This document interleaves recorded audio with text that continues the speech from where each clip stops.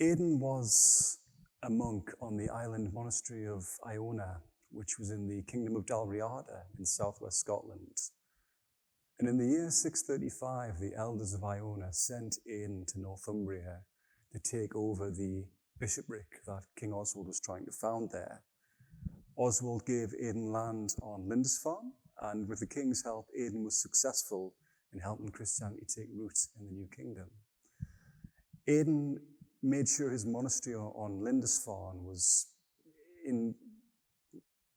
basically directly followed the principles and practices of the church on Iona where he was ordained.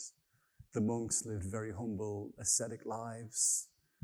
They had no guest houses for wealthy visitors to stay in. If the king and his thanes and the queen came to visit, they would have to eat the same humble fare as the monks. So there were no airs and graces about the community. And this really impressed the Anglo-Saxons, the Northumbrians, who weren't used to someone who wasn't fazed by money or power or the typical trappings of wealth. Whenever anyone gave Aidan money or gifts, expensive clothes, he gave them away to the nearest poor family he could find. In one famous story, Aidan received a magnificent horse and immediately led the horse to a poor beggar sat nearby and handed him the reins. It's a bit like giving a supercar to a person on the street now. And as I say, this had a transformative impact on the way that the Northumbrian rulers came to view bishops and churchmen. Aidan had a great relationship with King Oswald.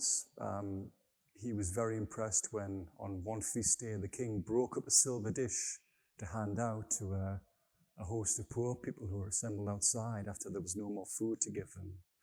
He had a less easy relationship with Oswald's brother and successor, Oswy, who murdered his kinsman Oswin, the ruler of Deira, to take control of that province. Aidan couldn't get behind that, but Oswy held Aidan in high regard.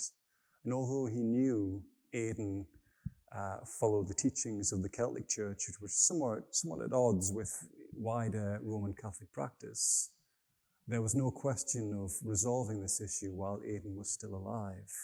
So for many years, Oswy, who followed the teachings of the Celtic Church, and his wife, Eanflad, who followed the more conventional Roman Catholic practices, celebrated Easter at different times, sometimes weeks apart.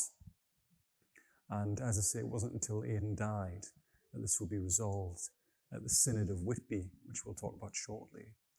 Now, when Aidan died, such was his reputation, it was said a beam of light could be seen from heaven descending down to earth as his soul ascended. And this, according to legend, was seen by the next Northumbrian saint that we'll talk about, St. Cuthbert.